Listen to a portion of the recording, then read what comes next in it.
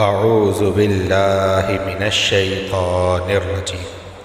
بسم اللہ الرحمن الرحیم لن يضروكم الا اذى وإن يقاتلوكم يولوكم الأدبار ثم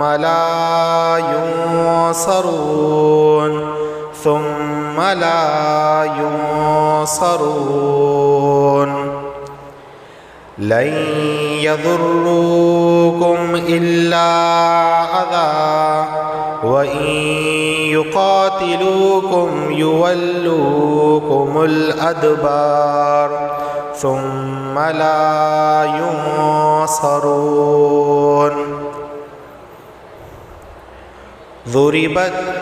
ضربت عليهم الذلة أينما ثقفوا إلا بحبل من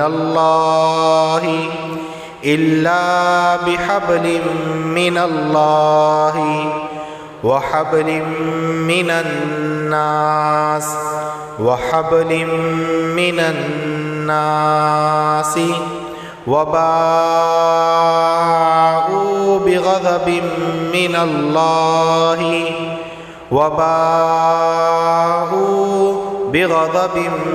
الله وضربت عليهم المسكنة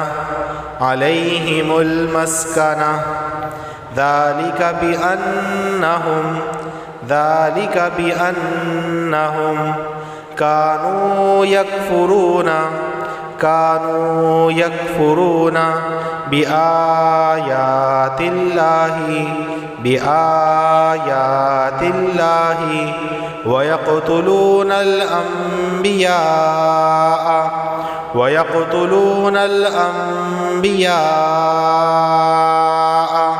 بغير حق ذلك بما عصوا وكانوا يعتدون ويقتلون الأنبياء بغير حق ذلك بما عصوا وكانوا يعتدون ضربت عليهم الذلة أينما ثقفوا إلا بحبل من الله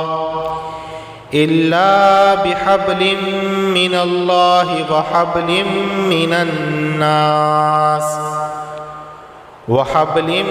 من الناس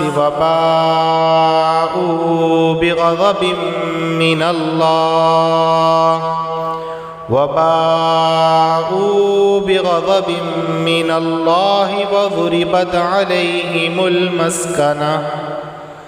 ذلك بأنهم كانوا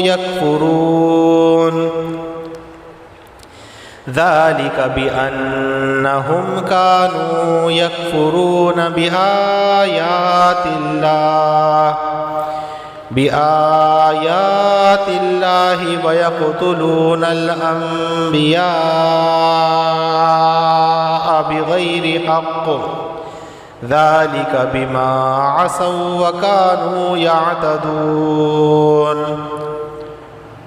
دوستو، آج میں نے آپ کے سامنے سورہ آل عمران کی آیت نمبر 111 اور 112 کی تلاوت کی ہے۔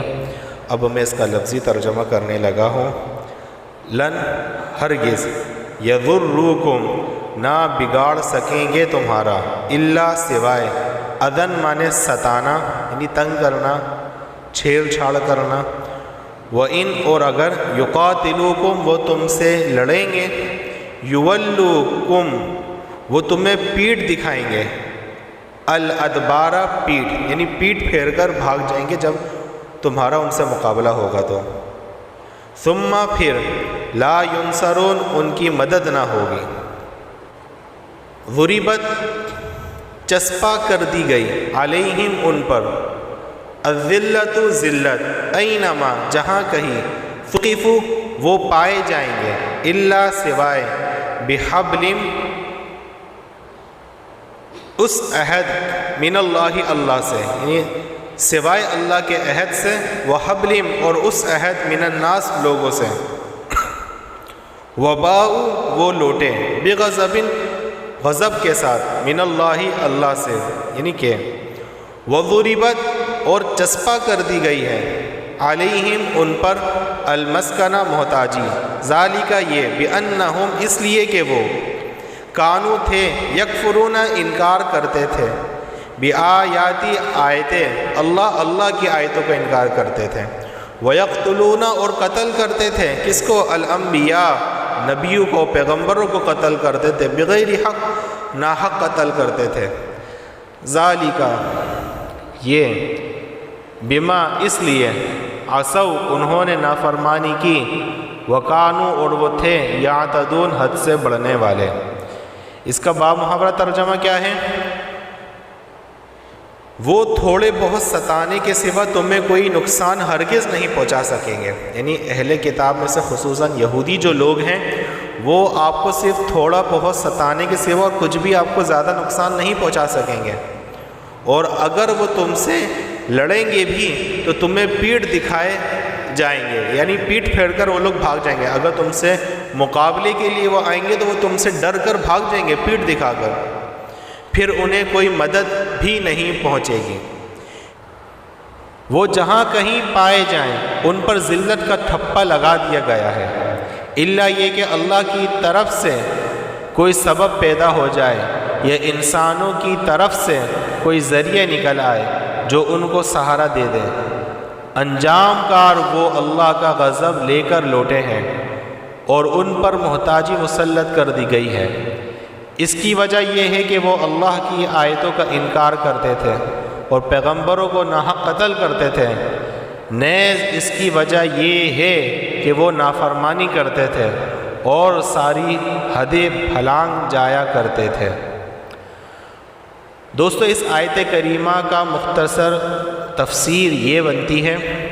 کہ یہاں پر اہل کتاب میں سے خصوصاً یہودیوں کا ذکر ہے۔ مسلمانوں کو یہ بتایا گیا ہے کہ آپ ان سے گھبرائی نہیں، پریشان نہ ہو، یہ صرف تھوڑا بہت آپ کو نقصان پہنچائیں گے، باقی یہ بہت ایک نمبر کے پھٹو ہیں، ان میں لڑنے کا بالکل جذبہ نہیں ہے، جب کبھی بھی ان سے مقابلے کا وقت آئے گا تو یہ آپ کو پیٹھ دکھا کر بھاگ جائیں گے اور پھر ان کی کوئی مدد نہیں ہوگی، کوئی ان کا ساتھ نہیں دے گا، تو صرف تھوڑا بہت ہی آپ کو ستائیں گے، لہٰذا پریشان ہونے کی ضرورت نہیں ہے۔ اور اس کے اندر یہ بھی بتایا گیا ہے کہ اللہ نے ان پر ذلت کا ٹھپا لگا دیا ہے، مگر یہاں پر یہ بھی اللہ نے کہا ہے کہ یہ ذلت، محتاجی، مسکنت جو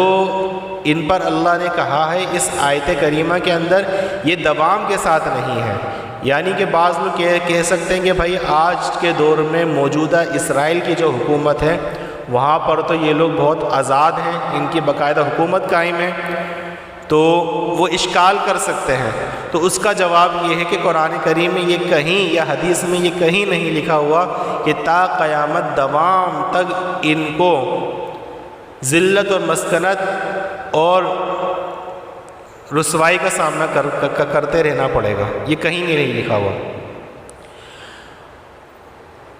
دیکھیں یہاں پر ایک بات یہ لکھی گئی ہے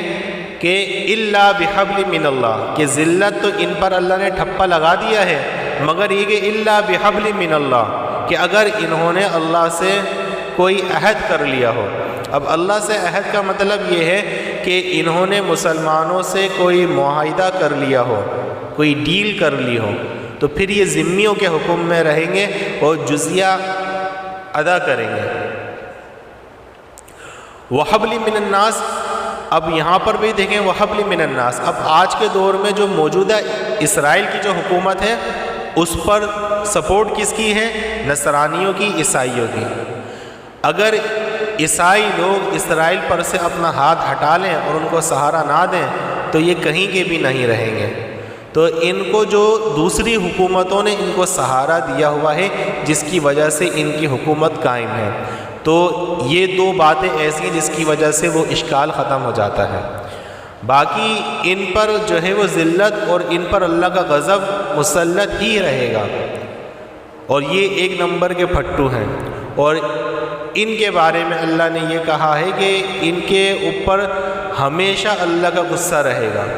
وہ کیوں؟ کیونکہ یہ اللہ کی آیتوں کا انکار کرتے رہے ہیں اور پیغمبروں کا ناحق قتل کیا ہے انہوں نے، اور یہ اس وجہ سے کیونکہ انہوں نے حد سے زیادہ تجاوز اختیار کیا تھا،